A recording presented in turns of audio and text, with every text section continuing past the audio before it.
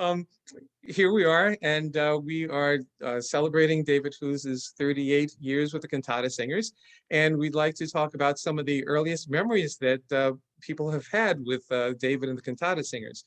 So let's start with you, Llewellyn. What are some of the earliest memories of you with David and the Cantata Singers? How did you meet? What happened? Well, I think I have, a somewhat of a unique position that I met David obviously in an audition back in 1994 and was accepted into the chorus, not full time right away. David didn't do that. And then I got to do some solos with David, and then ultimately I became a personnel manager for 16 years.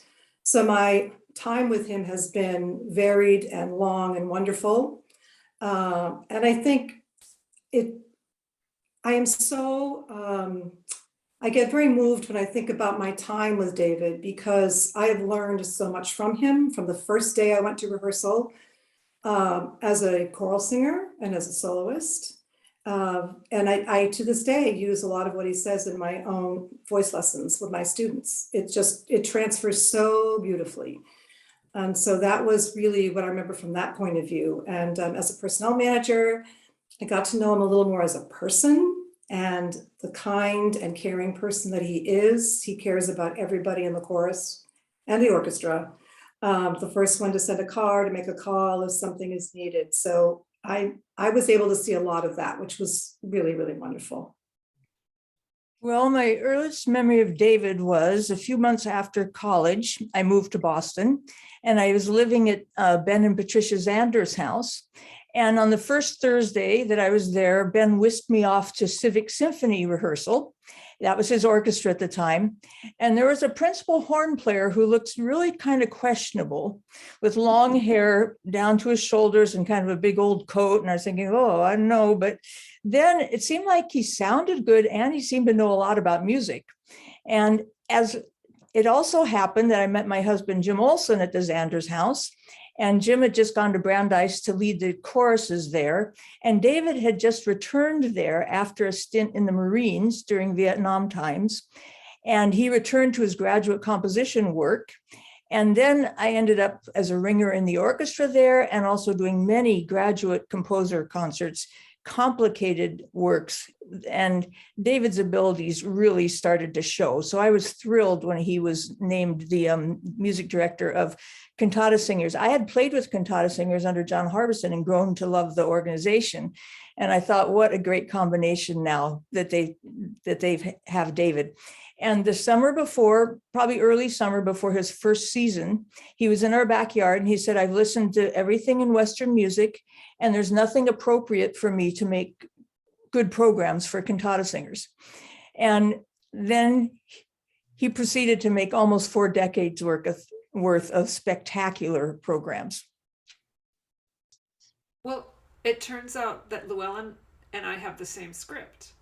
So I moved back to Boston in 1994, and I met David auditioning actually at his house in Lexington, and that was facilitated by our friend Diane Sokol, because she and I had gone to high school together, and she was singing in Cantata Singers, and she somehow prevailed upon David to let this random viola player turn up at his house and play for him. And then I started playing with the orchestra. And a few years later, Betsy Moyer was stepping down as orchestra personnel manager. And Diane whispered in her ear that I had experienced doing that in the past. And she and I worked together and kind of transitioned. And then I was the orchestra personnel manager for about 18 years. Well, and I forgot we had the same kind of timeline. And like Llewellyn, it was really fascinating to see a little behind the scenes and into the mind of David and his thinking about players and music and how they would go together. And I'll talk about that in my highlight place, perhaps. Well, I was just thinking as you were talking, I feel like in my heart I've been with Cantata Singers for a long time, but it's really only been 8 years, I think. Llewellyn, is that right? That I seems actually, right. it feels like that's about right. But my first concert with cantata singers was the Elijah, the 50th anniversary. Was it the 50th anniversary season? Or no, it was before then. Mhm. I'm sorry, I Yeah. can't remember the exact dates, but it was the Elijah concert was my first concert. And I had auditioned for cantata singers earlier in the season, and I got in, and then I came to see the Monteverdi Vespers. And I remember thinking, yes, I auditioned for the right organization. This is exactly what I was looking for. I remember being blown away by that performance. And then Elijah was the next concert. And it was a magnificent experience, not only because it was a sold out show in Jordan Hall, because of other things that were going on, but I remember going up to David afterwards. I think what struck me the most about that performance is that he goes further than just the music. He gets very detailed about the music, but it's also so much about the meaning and the performance and being able to get out to the audience what the purpose of this music is. And that's very important to me as a performer.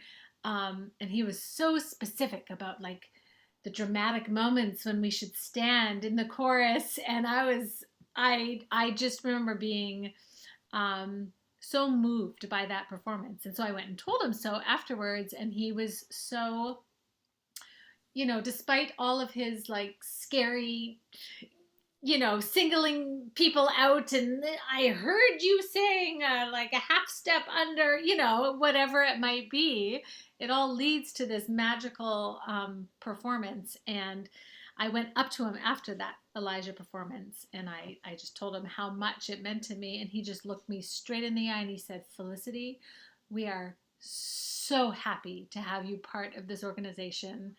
We are so thankful for you. Like, he was so personable. And from then on, I was like, well, I am a David Hoose cantata singers fan. How can you not be when he makes it such a personal connection with you?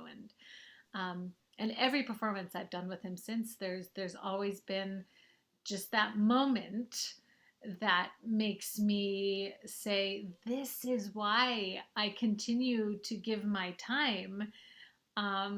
This is why I continue to, um, yeah, give my time and kind of sacrifice actually my time for cantata singers because of the experience and just the pure, um, it's so much more than like just the notes on the page for David. And I think that's what he has taught me the most. There's so much more than what these composers write on the page, and he helps us um, emote to the audience, his interpretation of what the composers were trying to say. And that's what I love the most about it, what he's taught me. Mm-hmm. That's great. That's interesting. I think I'm learning something. And what I'm learning is after a concert, don't go up and say anything to David because he will charm you and you will join the cantata singers. Because that's exactly what happened to me. I went Yeah. to a cantata singers concert. After the concert, I wasn't in it. I said, David, this is really, I just met him, this is a really a moving performance. And he said, you sound like a tenor. Why did you come audition? And then I know some people have heard me say this before. I was shortly after, I wasn't yet in the group, but David was walking in Harvard Square with Paula and somebody else, I don't know. And we ran into each other. I was walking the other direction and David hugged me. And it's like, he hugged me. And it's like, I mean, I thought that was just amazingly confirming of what you had just said, Felicity, of emoting and charming, and anyway, it was fabulous. So Lynn, what would some of your best musical moments be? I mean, maybe in the ensemble, it would be different than some that we had heard in the chorus, but what were some of your favorite and most magical musical moments? Oh, there's so many. And I think I speak maybe in a little bit more general terms, which is just, I mean, for example, all the pieces that we did of local friends and acquaintances, fantastic composers, Marjorie Merriman, Peter Child, Yehudi Weiner, Donald Sir. I mean, over the years, all, not to mention John Harbison, just having the privilege of being able to do that and under fantastic leadership in general. I find, so the programs I always thought have been spectacular. And I find that David handles large pieces phenomenally. He can break it down, make a rehearsal chart, you know, make it feel like you're actually kind of really getting ready every piece of the concert. Like a St. Matthew Passion, I mean, what can be bigger and more complicated than that? And I know he has a chart of how to rehearse that with the personnel. Also, I think with finances in mind. Certainly, I mean, another example for me, which had a very funny part to it too, was Haydn Creation, which I had the pleasure of playing more than once with David, and also how it matures for the next time was an important part of it. But I can never forget in the opening, which is representation of chaos, and he asked the violins not to vibrate, which is sometimes hard for string players because they're used to using vibrato all the time. And he did it once and there was some vibrato. I said, violins, please, no vibrato. And then he did it a second time and there's still some twitching because everybody's used to doing that. And he said, violins, please, no vibrato. The third time he stopped and he said, violins, this is primordial soup. Vibrato hadn't been invented yet. And that was just so funny in the context of in the string world, at least the debates about when was vibrato invented, who first used it, is it okay to use it here, is it not okay to, and all that sort of thing. So I would say just his command of the major works in general is something that I've enjoyed so much. Everything also including Verdi Requiem. When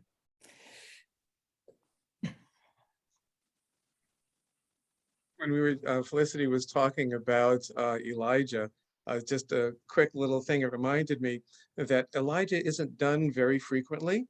And when I was probably in like late elementary school or something like that, my church had a conductor who brought a whole bunch of churches together to do Elijah.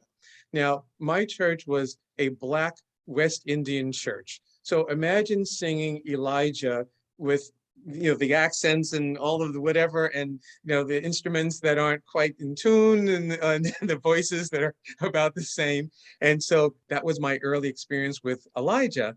And then to do it with David, it's like, wow, this is how the piece goes. And it brought back this sense of connection between my past and the present. And it was just like an awakening in me for that piece that David was able to do. So I agree with what you were saying, Lynn. It's just, it's the way that he does the music and understands the music. And when you're finished rehearsing it, you kind of know it. I mean, you know the music, it's almost memorized because he focuses on the things that need the work, and the other things you just know how to do. And something that he really called my attention to is time between movements, which is something that I've had a lot of conductors not seem to notice at all. But it's another element of excitement or whatever it is that one's trying to bring from the music. First thing comes to mind is I've been exposed to so much more new music than I ever experienced. I just didn't do a lot of new music, either as a soloist or in other chorus situations. So I wasn't sure how that was going to go for me. And I really ended up liking almost every one of them. But they all had something unique to say. And I learned to just love learning this music and figuring it out. Some of them are really hard. They were hard for all sorts of reasons, and you'd have to go home and you'd work it out. But then as a true chorus singer, you say, well, I do it better if I'm with some other people, in the chorus. If we can all sing together, it's going to be better. David didn't buy that very often. He just said, no, you got to know it. You just got to go know it, and you got to do it. So, so that was a real education for me. And so that, I think that was definitely one of the main things. Other things, doing Rick's Progress was a highlight.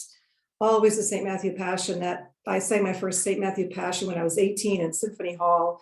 And it's just been a piece that really speaks to me in so many ways. And it was a whole new experience with him. And that was really wonderful. And as far as the new music goes, when we did the 4 Psalms by Harbison, that was very early in my tenure as personnel manager. And when I was told in August that we were going to have 72 singers to sing it, I thought David had lost his mind. I just thought, I'm never going to find 72 singers. And we were 46, 44 people. That was it. So I was really trying to figure out if I was going to survive this. And the first rehearsal, we had 72 singers, and it was because of everybody who chipped in to give me names of people and just to make sure that got done.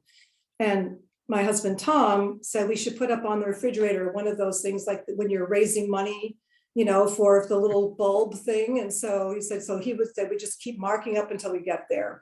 So that was exciting, but very, very scary, but worth every minute. So the season that I keep coming back to is the season that focused on Benjamin Britten, and for 2 reasons. David programmed the Britten Lacrimée, which is for solo viola and strings, and it's just a piece very dear to my heart. But of course, as David does with his programs, he puts it in context of other things that you might not have known were going to sound so perfect with it. So along with magnificent instrumental Britten, he put these just so beautiful choral works. And I was kind of embarrassed that I didn't know any of this music, because why would a viola player be listening to a chorus, And I was really grateful to him. And I don't know if it's because he, as an instrumentalist himself, he really came from both worlds. He could cross the instrumental and the choral, and just brilliant about making those combinations. I, of course, loved doing Bach with him. And I remember 2 more instrumental concerts. One when he did the first orchestral suite, and it's a piece that perhaps it can be done too often by and for players, or in careless hands with too little time to rehearse. But David made everything sing and dance in ways that I had never experienced before, and it was such a joy to play. His aversion to strong downbeats works remarkably well, even when dancing. And a word that I used from him, Llewellyn, as you said in my teaching all the time, is he would say to launch something instead of pounding something. No, you land and you go. And I feel like I learned that from him in Bach all the time. Then the last really specific musical highlight was a concert when we did Stephen Hartke's Brandenburg Autumn, which was a companion piece to Brandenburg 1. And then there were 2 pieces on the program with chorus. I just looked it up a couple minutes ago. Bach Mass and another Hartke commission that was a co-commission with Windsor Music Peggy Pearson, so it had solo oboe. But there was a moment in the Stephen Hartke piece, there are 3 viola players, and we had to do something that was in a subdivision of 5s. And there was this amazing mind meld going on where it just worked. And David just kind of looked at us and said, I can't help you, and I don't want to know how you did it, but that was great. And I love that he trusted us. And I think I remember more of those, maybe the smaller pieces. I love the masterpieces that you're all saying too, but it was always this, Dwight, as you said, this whole spectrum that we covered. One of the things that I appreciate about rehearsing with the orchestra and the chorus is that when he's rehearsing the chorus, he wants us to be aware of what's happening in the orchestra, whether it's like they're playing this, amazing thing in 30 seconds notes, so you have to make sure you line up with it. Or they're playing this, melodious thing, and even though they're doing something that's legato, I want you to come in and I want you to pulse it, and because he wants the difference between what's happening in the orchestra and what's happening in the chorus. And then when the orchestra joins, it's really nice to hear him say the other thing, where it's like, you see notes on the page, but let me tell you what the story is about. Let me tell you what this music is about. And I love that, because now we're all on the same page trying to sing what was meant by the music. And I think that's a fabulous thing that he does. And actually not too many conductors that I've sung with seem to do that. So One of the main thing that drew me to cantata singers was this fusion of, Bach. It's like, that's the core of the mission of cantata singers. But this fusion, the importance of the voices of composers of, this generation and, or the generation just prior to mine, like new works is such an important part of the mission of cantata singers. And I have always been, music just it has to continue on. I've always been an advocate of anything that's being produced right now, and so that was something that really drew me to cantata singers, and just the fact that David is so passionate about making sure, and a lot of it is like Lynn said, a lot of it is local. Like we live in this amazing city where we have these world-renowned composers living and creating, and cantata singers gets the wonderful experience of premiering some works from incredible composers. I personally am a huge fan of Peter Child, and so premiering Lamentations was a highlight for me. Like I said, there's just so many. This fusion of the old canon and then the stuff that's being created now, and that will continue, that will be part of the canon for years to come, is so important to me. So that's something that I think is invaluable and a huge part of cantata singers. One of the reasons why I wanted to join this organization was for that reason alone. Joan, yeah, what funny experiences do you have? As the orchestra personnel manager, one year early on, David presented me with a kitchen timer from Radio Shack. So he and I had twin battery powered clocks that you could set for the break or whatever, and we would sync them up. This was before cell phones were really quite the rage. And when mine wore out, I actually went and got another one because they were perfect, and gave one to another conductor who I know who needed it. This was not a musical highlight, but every year David and I would have a debrief of the season. I would go over to his house, usually about this time of year. Oh, Around, and I remember just sheets of paper strewn all over the floor, because we would have the list of who had played oboe and the list of who had played clarinet. And his memory was prodigious, because I think he had all these people and all the groups he worked with. He was in Florida, he was at BU, he was doing collage, and in June he could still tell me about somebody who played second violin in October, and which I mentioned before, which pieces might go with which musicians, who are the key people who he would want to be sure were available to play French horn or oboe or whatever for the following season. And that was always a really lovely time, a lovely day. And Llewellyn, I don't know how you all did it with the singers, if there's something similar. Well, you probably can't hear me still, so. Oh, you can, okay. Yeah, we did. I mean, we would have all the auditions, and then because we're kind of unique in the way we run the organization, we have full-time, we don't call this anymore, but it was full-time and part-time. And there were various reasons for the part-time, but it enabled David to just kind of pull together the group he wanted for each concert. And it wasn't saying that somebody didn't deserve to sing, it was just his vision. But he was always careful about that, because he would look at it and say, oh no, so-and-so only has 2 concerts. That's not going to work. we have to give that person another concert. So it wasn't just, this, there's the line, that's where we draw it for the choruses. But it was fun talking to him about it. And we just had some great discussions and sometimes disagreements about it, but ultimately it always worked. So. This is not from a performance or rehearsal, but has to do with David's vast knowledge of the repertory. Because I remember back when we were very young, we would sometimes gather at a Chinese restaurant, and it seemed to have hundreds of items on the menu. Each was numbered. And I remember David sort of choosing and contemplating, for instance, item 131.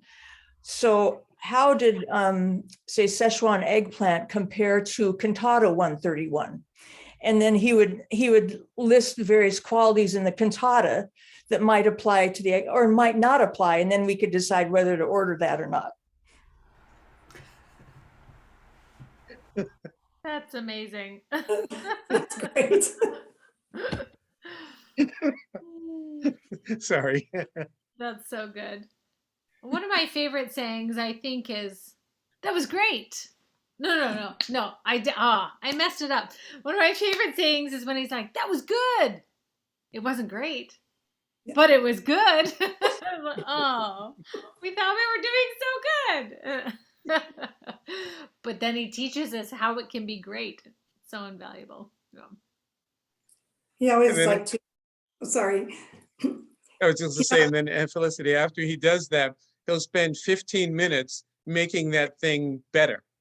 Oh, absolutely. Absolutely. Yeah, it was good. It was fine. But now we're going to make it great. So, yeah. Yeah, he had a lot of interesting phrases, but for some reason, this one I really remember because it's so indicative of who David is, but it actually wasn't his saying. It came from his father, who told him as a very young child that it's better never than late. And that applied to the chorus all the time, just don't bother if you're not going to be on time. So it's like, he had a lot of clever things to say and to get us to do it a different way. I remember at least one time in the tenor section, there was some place where we were singing very softly and we missed an entrance. And David said, "Yes, that's the volume I want." And it's like, we didn't even sing it.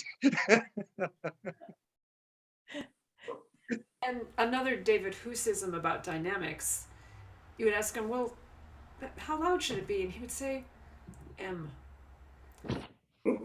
Neither mezzo piano nor mezzo forte. M. The elusive M. Yes. It's actually one of my plus. favorite dynamic markings now. M plus. Yes. So David, I am so grateful for the 26 years I've been in your chorus and all the benefits of being in the chorus. I became a better musician, a better singer, a better teacher.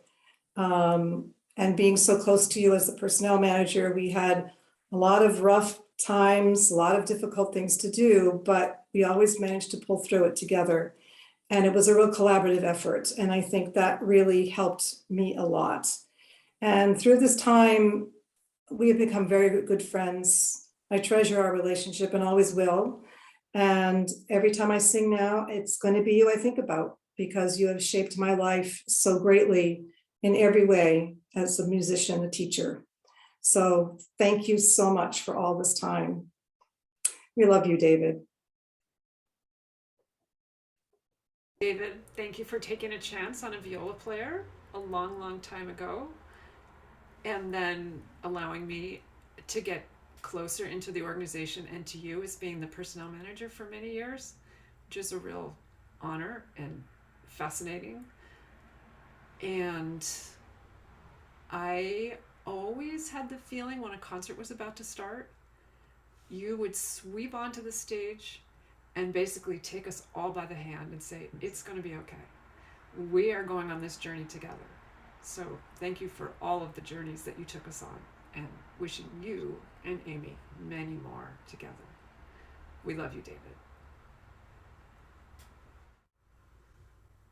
David, all I can say is that my musical life in Boston for these last 40 years would have been so much diminished if you hadn't been there. That's a simple statement that means a great deal. I can't imagine my musical life without your presence, without your influence, and particularly without learning which notes to unaccent, mostly downbeats.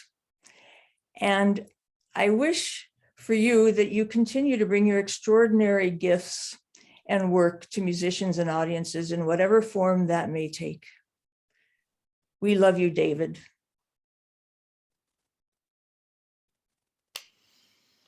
I don't know if there are enough words, so I will keep it short and simple. I feel like, David, you have made me a better musician.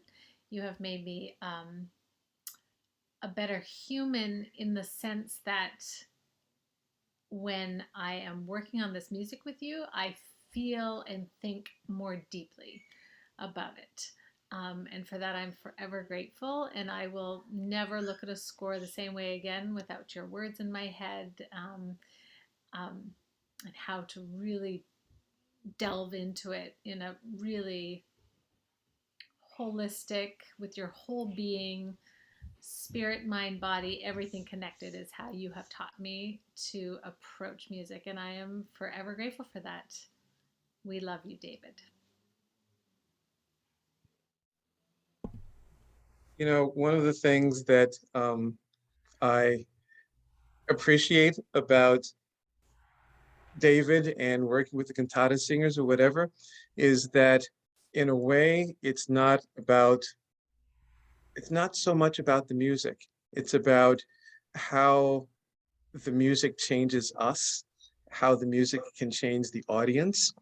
And it's so interesting that when David does a performance, I think he's aware of that. I think that's his goal, that, you know, the composers wrote something, but they had feeling, they had heart, they had a message that they wanted to send out. And David finds that message and wants everyone on stage and everyone in the audience to understand it and to be changed and to leave thinking more or feeling more or understanding more or something. And so one of the things that I appreciate about what David has done for me and for all of us is that, you know, this journey that we've had, whether it's 8 years or 30 or 40 years or whatever, that we are all changed a little bit. And, you know, this is kind of a tough time with, you know, COVID and all the other things going on. And one of the things that I think about now and then, since I just went to another memorial service on the weekend, is when we're gone, how will we have affected people positively? And I think of that in terms of what people do that I know and what I do. I mean, I'm in electronics. I mean, I don't affect people that way. But I think of David, right? And I think of, you know, Bill Cutter, and I think of others who, when they're done, they are leaving a legacy of emotion, of learning, of whatever that's going to continue on. And I just think that's fabulous. And this wasn't a message to David. This is just me talking to you guys. But I just think, you know, what he has done for me and what the organization has done for me is it has made me a different person. I don't know if it's a better person, hopefully, but it has certainly been a journey of change and discovery. And it's nice to know someone who affects all of us in a positive way in this world that needs that kind of positivity. So